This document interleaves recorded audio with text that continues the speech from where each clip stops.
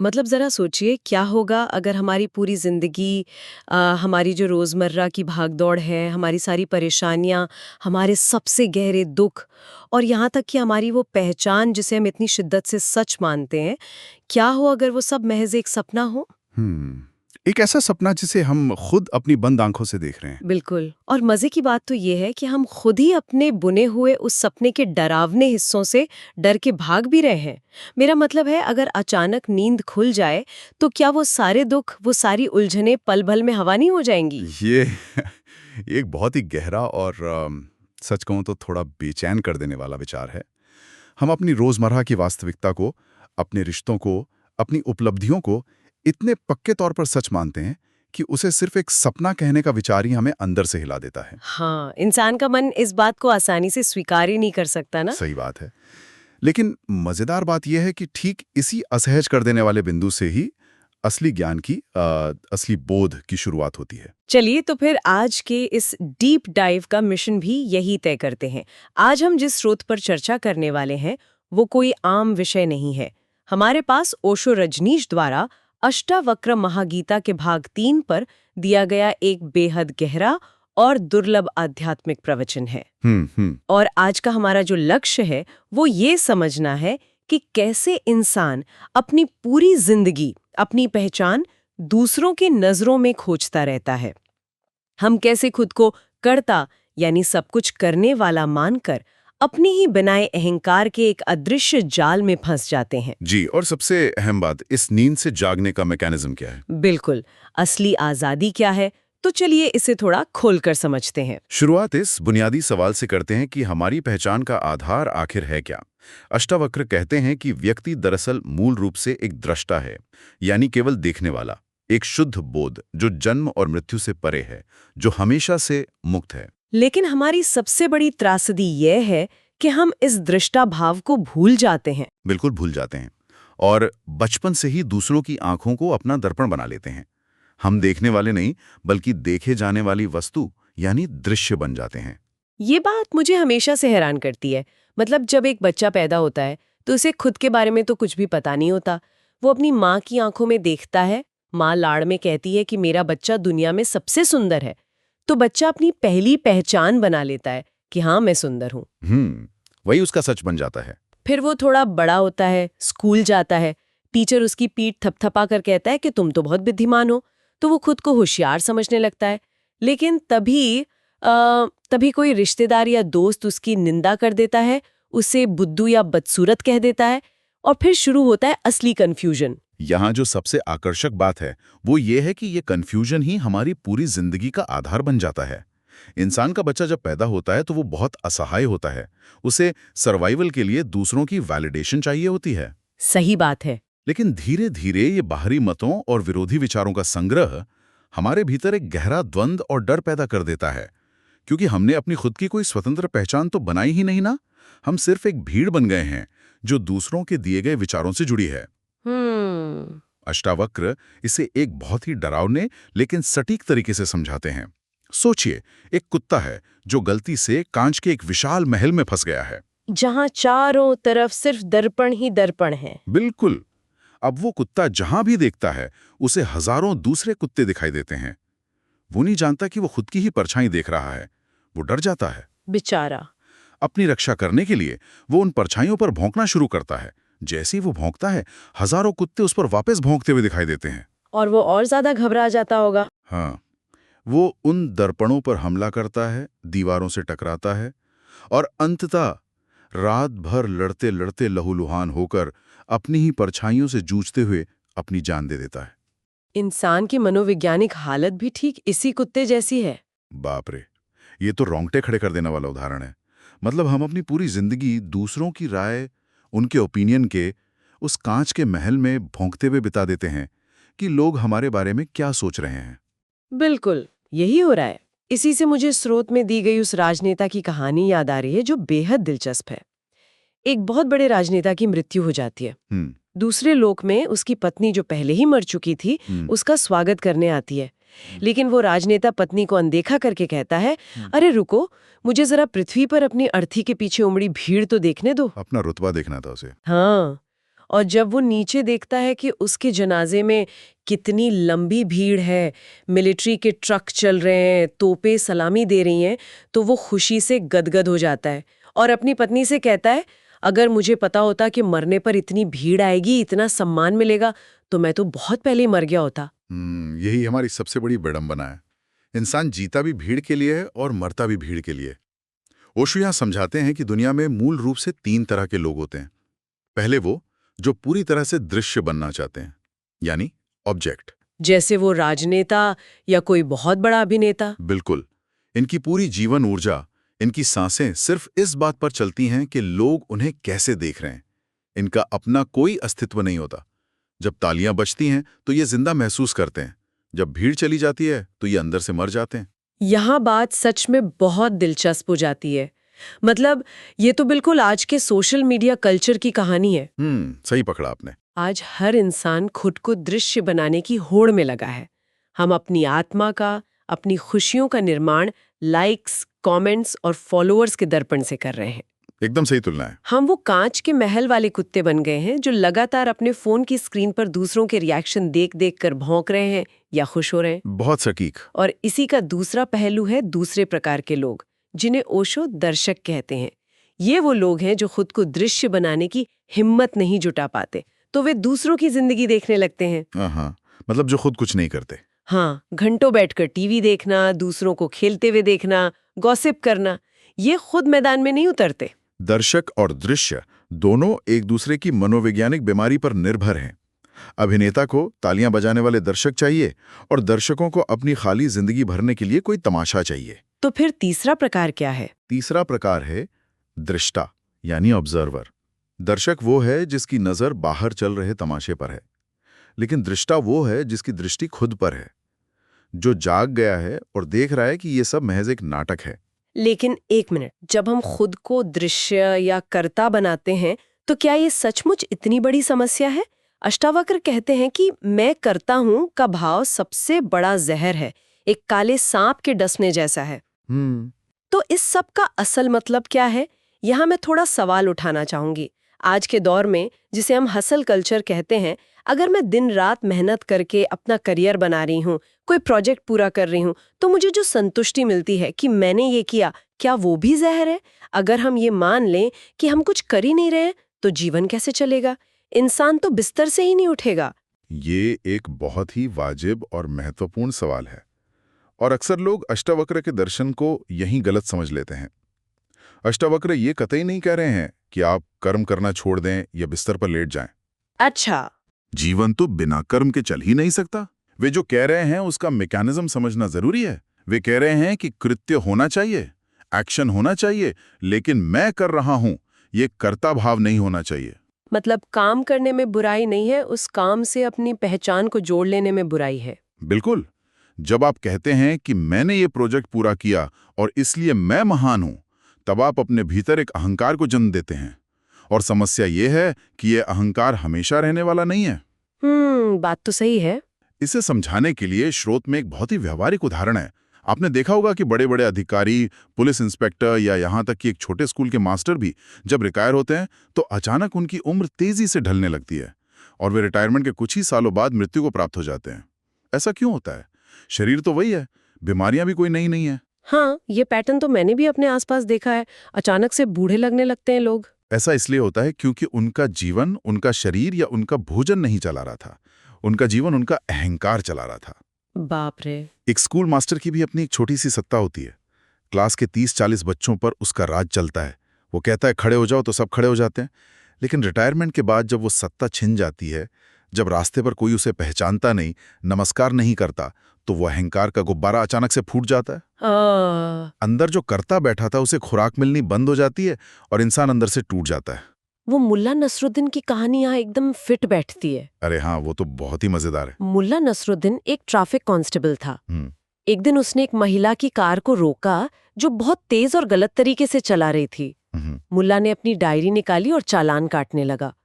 महिला ने धौंस जमाते हुए कहा, बेकार लिखा पढ़ी मत करो, शहर के मेयर मुझे अच्छी तरह जानते हैं। मुल्ला बिना कुछ कहे लिखता रहा। महिला का गुस्सा बढ़ा। उसने कहा, चीफ मिनिस्टर भी मुझे जानते हैं, यहाँ तक कि इंदिरा गांधी भी मुझे जानती हैं। इस पर मुल्ला नसरुद्दीन ने बड़ा ही मजेदार जवाब दिया। उसने अपनी डायरी बंद की और कहा, बकवास बंद करो मोहतरमा, मुल्ला नसरुद्दीन तुम्हें जानता है और चालान तो अब कटेगा। बिल्कुल। मतलब एक मामूली कांस्टेबल का भी अपना एक अहंकार है, अपनी उस छोटी सी सड़क की सत्ता में वो भी खुद को भगवान समझता है। और ये अहंकार काम कैसे करता है, इसकी साइकोलॉजी बहुत सूक्ष्म है। स्रोत में बताया गया है कि अहंकारी इंसान को हाँ कहने में बहुत तकलीफ होती है, उसे ना कहने में बड़ा मजा आता है। अच्छा, ऐसा क्यों?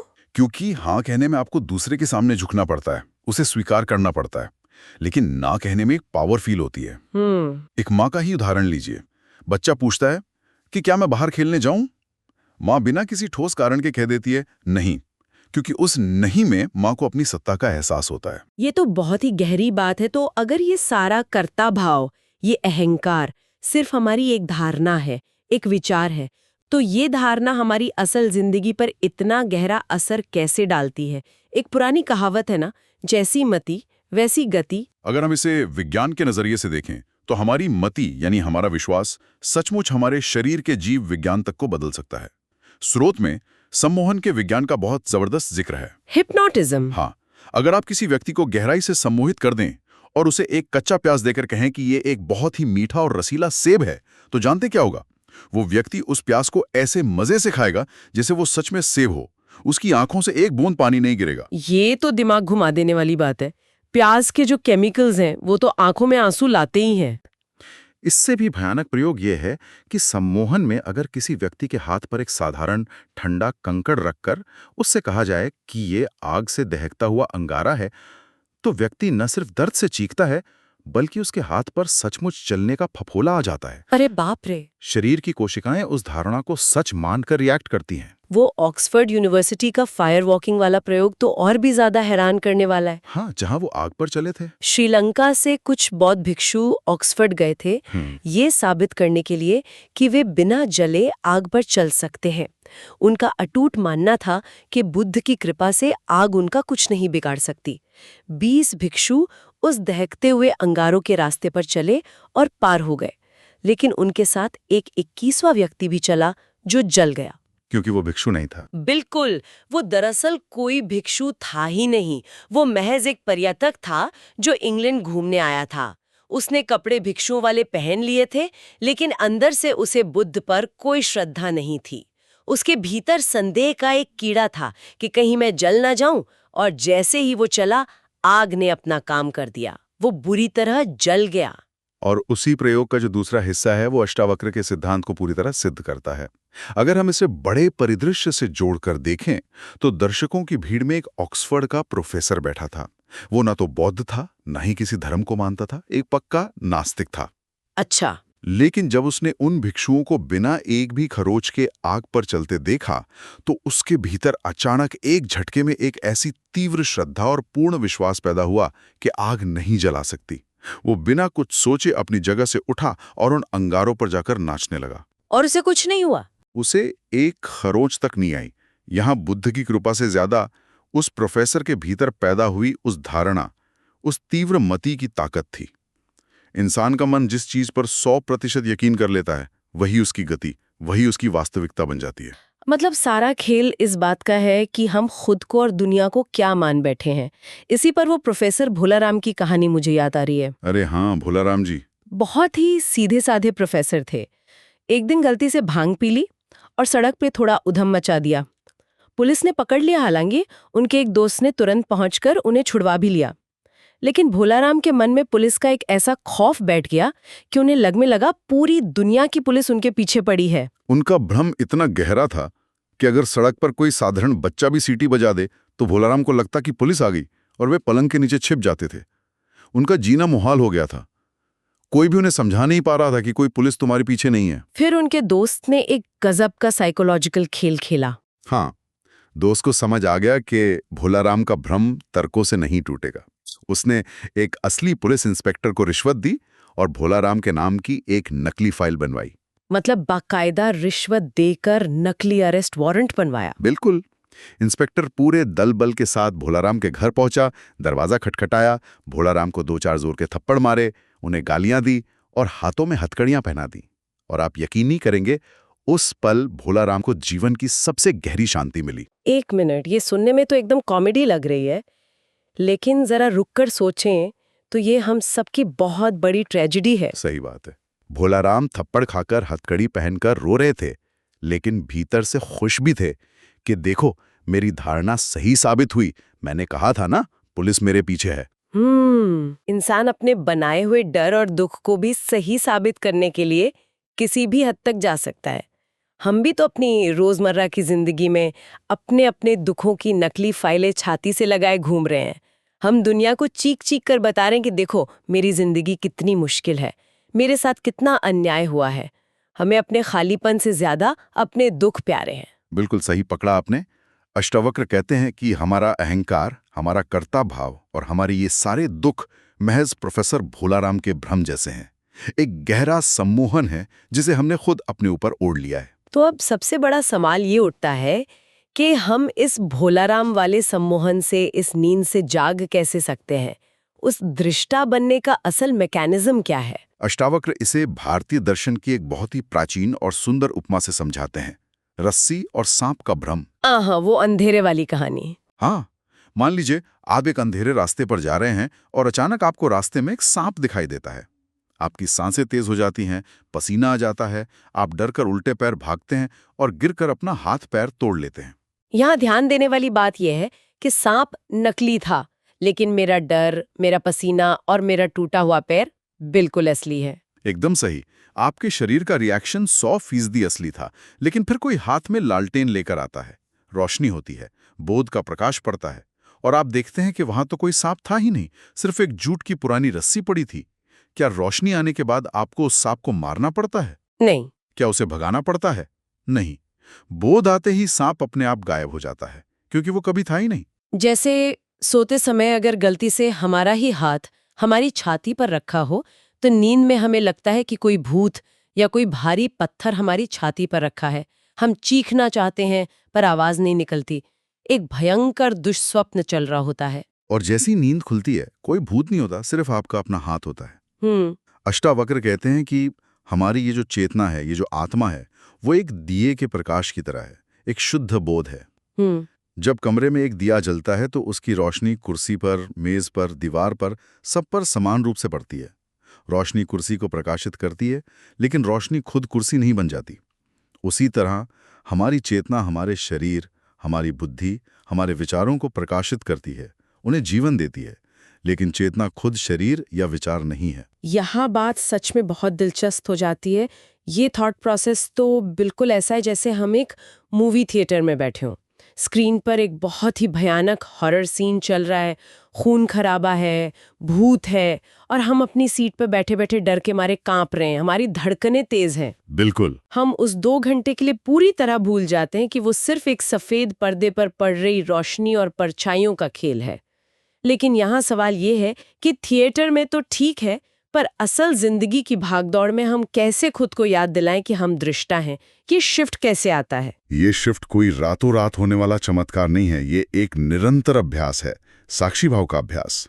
जब आप गुस्सा हो तो ये मत कहिए कि मैं गुस्सा हूं, बस ये देखिए कि मेरे शरीर और मन से गुस्से की एक लहर गुजर रही है और मैं उसे किनारे पर खड़ा होकर देख रहा हूं। वाओ! जब आप दर्द में हो तो दर्द को महसूस करें, लेकिन ये याद रखें कि दर्द शरीर को हो रहा है, जानने वाले को नहीं।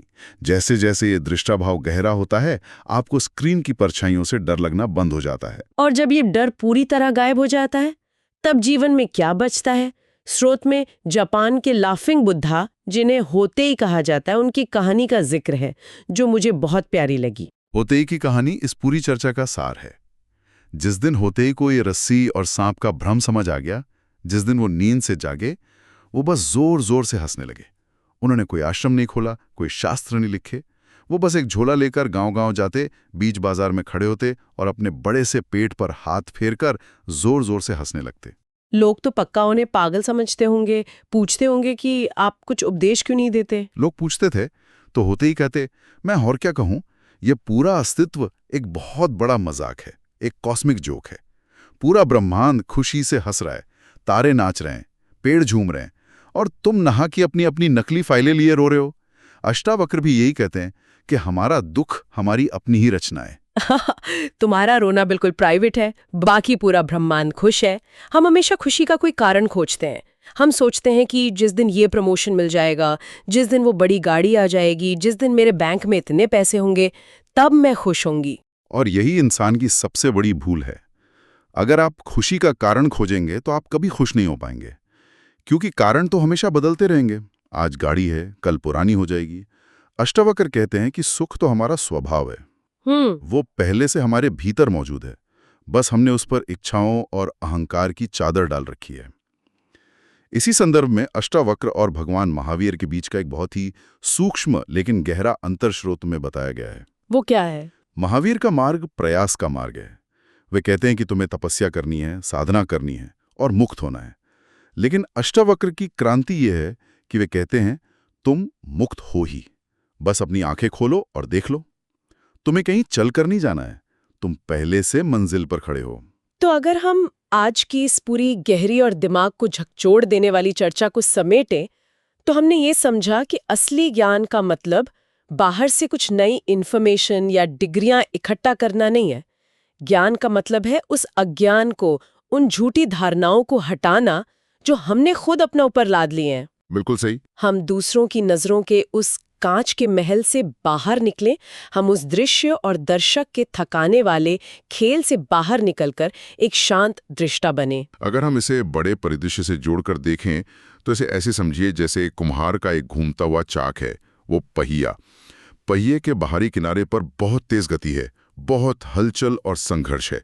हमारी रोजमर्रा की जिंदगी, हमारे जॉब, हमारे रिश्ते उस किनारे की तरह हैं जो लगातार घूम रहे हैं। लेकिन अगर आप अपनी चेतना को उस पहिए के बिल्कुल बीच में ले जाएं, जहां वो लोहे की स्थिर कील गड़ी है, तो आप पाएंगे कि वहां शून्य गति है, पूर्ण शांति है। हमें उस परिधि से हटकर उस केंद्र पर आना है। आज़ादी कोई ऐसी जगह नहीं है जहां हमें भविष्य में पहुंचना है। आज़ादी हमारा वर्तमान स्वभाव है, बस अज्ञान की धूल को झाड़ना है। एक बेहद सुकून देने वाला विचार है कि हमें अंततः कुछ पाना नहीं है, बस जागना है। लेकिन इस पूरी चर्चा ने मेरे दिमाग में एक बहुत ही अजीब, गहरा और शायद थोड़ा प्रोवोकेटिव विचार छोड़ दिया है। अरे वो क्या विचार है? आज की पूरी चर्चा से ये तो बिल्कुल साफ हो गया है कि हम मूल रूप से एक शुद्ध बोध हैं। ये अहंकार, ये दुख, ये दुनिया की सारी भागदौड़ महज एक भ्रम है, एक सपना है जिसे हम देख रहे हैं। लेकिन जरा एक कदम पीछे हटकर इस पर विचार कीजिएगा। अगर वो परम चेतना, वो दृष्टा अपने आप में इतना ही स्वतंत्र, इतना ही पूर्ण और आनंद से भरा है, तो उसने शुरुआत में ही इस भ्रम, इस दर्द भरे सपने और इस अहंकार के जाल में उतरने का चुनाव ही क्यों किया? ये तो सोचने वाली बात है। आखिर एक पूर्ण चेतना को अपनी आंखें बंद करके ये डरावना सपना देखने की, एक कांच के महल में कुत्ते की तरह भौंकने की जरूरत ही क्या थी? इस पूरे खेल को खेलने के पीछे उस चेतना का असल मकसद क्या रहा होगा? ये एक ऐसा सवाल है जो इंसान के अस्तित्व की सबसे गहरी जड़ों पर प्रहार करता है, और शायद यही वो अंतिम रहस्य है जो हर इंसान को अपनी भीतर की यात्रा खुद तय करने के लिए प्रेरित करता है। इसका जवाब शब्दों में नहीं, अनुभव में ही मिल सकता है। और इसी बहुत ही गहरे और अनसुलझे सवाल के साथ हम आज की अपनी इस गहन चर्चा को यहीं विराम देते हैं। क्या हम सिर्फ एक सपना देख रहे हैं? और अगर हाँ, तो ये सपना शुरू ही क्यों हुआ? इस पर अकेले में विचार जरूर कीजिएगा। आज की इस डीप डाइव को सुनने और इस दार्शनिक सफर का हिस्सा बनने के लिए बहुत बहुत धन्यवाद। धन्यवाद। हम फिर मिलेंगे एक और ऐसी ही गहरी और उलझी हुई गुत्थी को सुलझाने के लिए। तब तक देखते रहिए और जागते रहिए।